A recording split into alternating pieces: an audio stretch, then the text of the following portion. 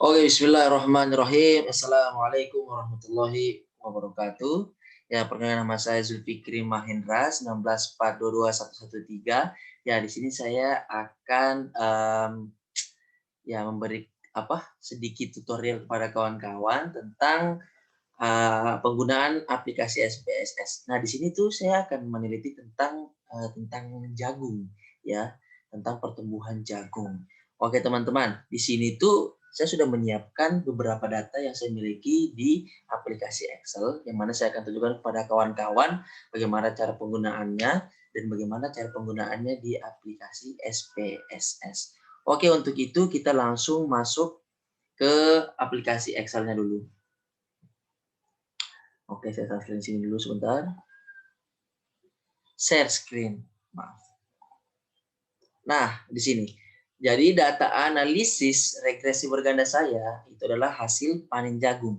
Yang mana di sini ada nomor ya.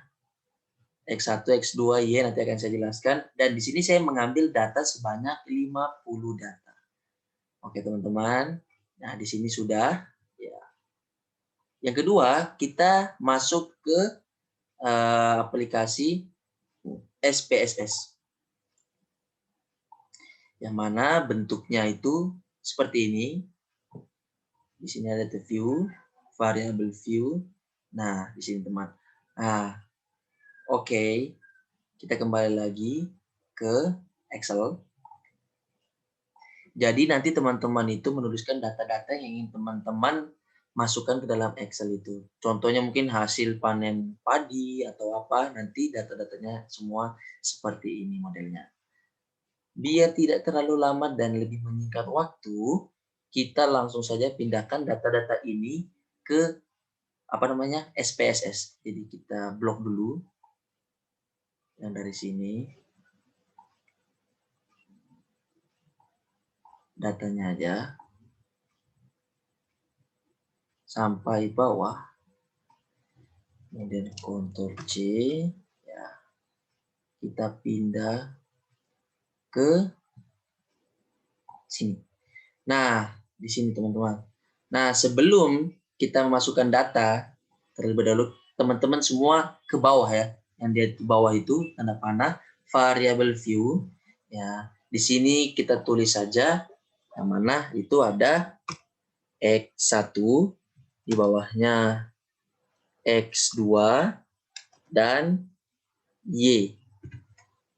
Oke, di labelnya kita beri nama di sini ya, biar nanti nggak bingung. X1 itu adalah bibit. Bibit, biar agak mudah kita kasih gini, biar enak.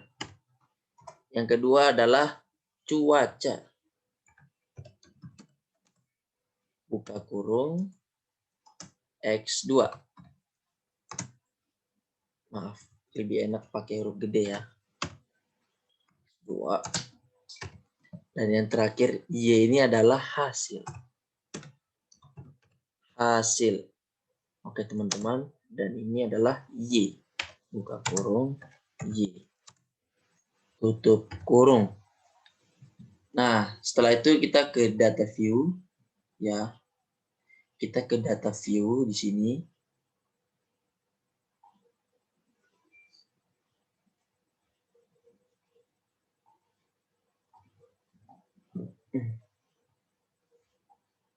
Nah, di sini teman-teman. Oh, sabar. Jadi nanti yang digunakan itu hanya di X1, X2, dan Y-nya saja.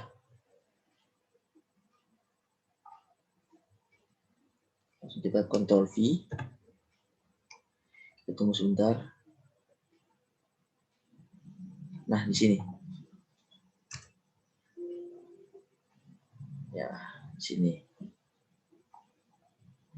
Yang ini tidak perlu digunakan. Ini tadi ada terjadi kesalahan, makanya dia bilang kayak gitu. Nah, setelah seperti ini, kawan-kawan, kita langsung menuju ke analis. Di atas ini, Langsung kita ke regression linear. Kita tekan saja. Kita masukkan data yang diperlu. Yang ini tidak perlu yang di atas. Kita perlukan cuma yang ini aja. Y itu kita masukkan di dependent. X1 kita masukkan independent. Dan X2 kita masukkan di independent juga. Kita langsung oke. Di sini akan keluar hasil yang mana ada variabel, model summary, ANOVA, koefisien. Nah, setelah sudah mendapatkan hasil ini, kita akan pindahkan semuanya nanti ke file yang berbeda agar lebih enak. Yang mana file itu akan saya pindahkan ke dalam Word yang sudah saya siapkan. Ada di sini. Nah, di sini teman-teman. Jadi judul saya itu adalah analisis tentang regresi berganda hasil panen jagung dengan SPSS. Yang mana di sini ada konsep dasar analisis dari regresi berganda ini. Yang pertama, analisis regresi ini tuh berganda bertujuan untuk mengetahui adanya suatu tidaknya pengaruh dua atau lebih variabel bebas, itu disebut X, terhadap variabel terikat, di mana Y. Di sini teman-teman bisa baca ada Y dan X. Dan di sini tuh ada uji-ujinya. Yang pertama ada uji T, yaitu bertujuan untuk mengetahui ya ada atau tidaknya pengaruh parsial sendiri yang mana diberikan variabel ya bebas atau X terhadap variabel terikat yaitu Y. Yang ketiga, uji F yang mana bertujuan untuk mengetahui ada atau tidaknya pengaruh simultan atau bersama-sama yang diberikan variabel bebas atau X terhadap variabel terikat yaitu Y. Yang keempat, ya ini adalah koefisien determinasi yang mana ini berfungsi untuk mengetahui berapa persen pengaruh yang diberikan oleh variabel X secara simultan terhadap variabel Y. Yang kedua ya ini adalah perumusan hipotesis yang mana sini ada 3, H1, H2 dan H3. Yang mana H1 ini terdapat pengaruh bibit ya seperti yang kita sudah tuliskan, bibit itu adalah X1 yang mana terhadap hasil panen itu Y, hasil panennya itu Y. H2 itu terdapat pengaruh cuaca, X2 terhadap hasil panen juga Y, dan H3 terdapat pengaruh bibit X1 dan cuaca X2 secara simultan terhadap hasil panen atau Y.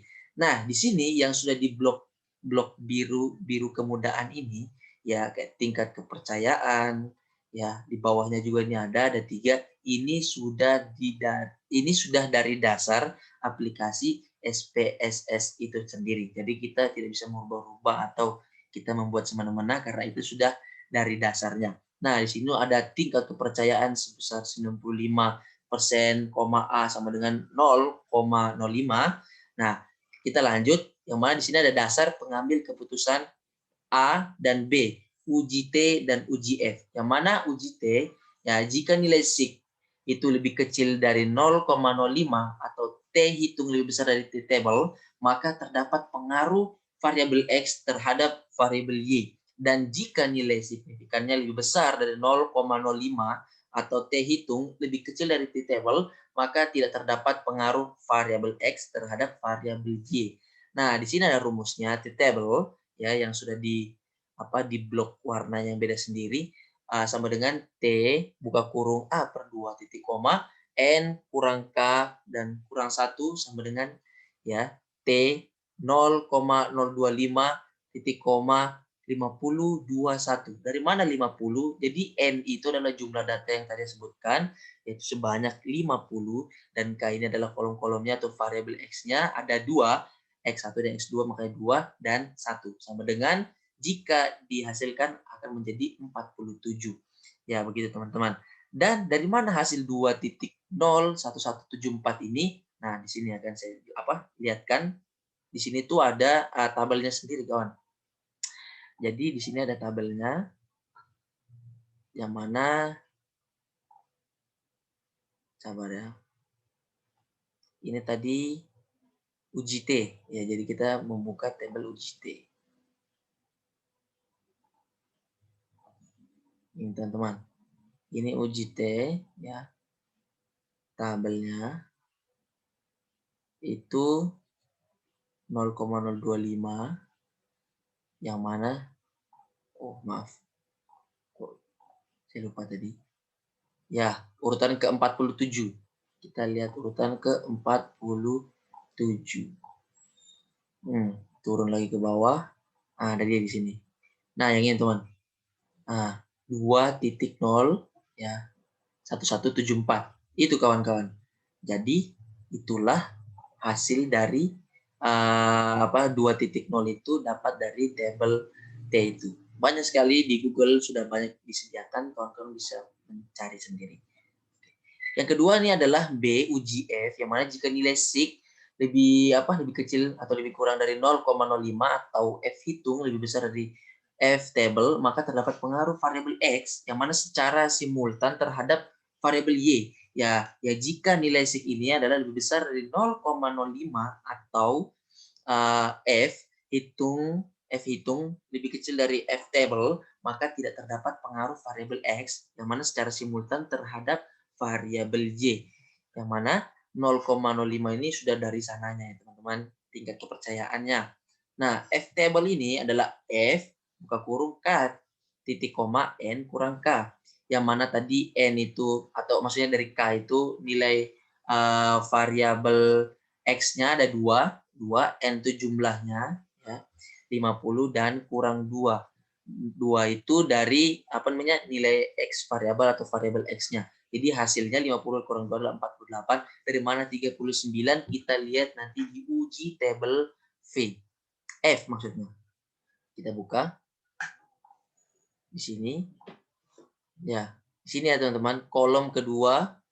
Nah, di sini ada 3.19. Jadi teman-teman nanti bisa mencari sesuai data teman-teman sendiri. Kita kembali lagi. Nah, kita langsung memasuki di pengujian hipotesis H1 dan H2 dengan menggunakan uji T, ya, koefisien, yang mana di sini ada pengujian hipotesis H1, diketahui nilai SIG, jadi di sini mencari nilai SIG, untuk X1 bibit terhadap Y adalah hasil, maksudnya hasilnya adalah sebesar 0,386. Dari mana saya dapat? Itu sudah didapat dari hasil tadi sebelumnya di SPSS. Jadi yang warna blok merah-merah ini tinggal kita pindahkan, yang bagian ini kita pindahkan di sini. 0,05 ini sudah dari SPSS-nya itu sendiri. Dan nilai T hitung ya, jadi nilai T selanjutnya nilai T 0,875. Nah, di sini sudah ada. Nah, dapat juga mengambil kesimpulan yang berarti tidak terdapat pengaruh X1 terhadap Y. Jadi dia jika 0,386 lebih besar dari 0,5 dan nilai T hitung itu 0,875 lebih kecil dari T table 2.011, itu dapat kita ambil simpulkan berarti tidak terdapat pengaruh antara X1 terhadap Y, yang mana X1 itu adalah bibit dan hasil. Dan kedua, pengujian hipotesis H2, yang ini adalah diketahui nilai SIG ini untuk X2, kita cari X2-nya terhadap Y, yang mana adalah sebesar 0,000, lebih kecil dari 0,01, dan nilai T hitung ini 4537 lebih besar dari T table 2.01174. Nah, kita bisa mengambil kesimpulan yang berarti terdapat pengaruh X2 terhadap Y. X2 ini adalah bibit, maksudnya cuaca dan hasil. Ya, dari mana hasil-hasil dari blok kuning ini? Ya sudah saya blok merah di atas ini data-datanya. Tinggal teman-teman ikuti saja. Kemudian untuk penilaian hipotesis H3 dengan menggunakan uji uji F atau di ANOVA. Yang kedua tadi ini adalah koefisien ANOVA. Yang kedua, ya pengujian hipotesis H3 ini tuh berdasarkan output di atas yang diketahui nilai SIG. Nilai SIG-nya antara pengaruh X1 dan X2 secara simultan atau bersamaan terhadap Y atau hasil adalah sebesar 0,000 lebih kecil dari 0,05 dan nilai F itu hitung dari 79,545 lebih besar dari F table 3,19, yang mana dapat kita ambil kesimpulannya yang berarti ini tuh tidak terdapat pengaruh dari bibit atau X1 dan X2 ini cuaca secara simultan atau bersamaan terhadap hasil. Hasil-hasilnya ini angka-angkanya sudah saya blok warna merah di atas ini teman-teman. Jadi tinggal ikuti aja. Ini semua dari mana? Ya dari data-data yang tadi di SPSS. Kemudian yang terakhir yang adalah koefisien determinasi, yang mana ini di model Sumari. Nah, di sini tuh ada berdasarkan output di atas, diketahui nilai R square sebesar 0,772. Sudah saya tulis dan sudah saya blok warna merah. Dan hal ini tuh mengandung arti bahwa di dalam penelitian saya di suatu daerah yang mana pengaruh variabel X1 atau bibit dan X2 cuaca itu tuh secara simultan atau bersamaan terhadap variabel Y atau hasil adalah sebesar 77,2%. Jadi tidak bisa dipungkiri bahwa suatu daerah itu jika memanen hasil jagung itu bisa 100%, 90%, tapi ada juga yang seperti saya ini 77,2%. Jadi tergantung cuaca, bibit, itu akan mempengaruhi hasil yang sempurna. Jadi sekian teman-teman yang bisa saya sampaikan untuk pertemuan kali ini. Jadi itu dari dari awal tadi di Excel, kemudian di SPSS, data-datanya Excel kita blok ya, kemudian kita share screen yang kedua ini adalah di SPSS-nya sendiri. Sebenarnya yang ini tidak ada ya teman-teman, cuma tadi mungkin ada kesalahan. Jadi yang digunakan tuh hanya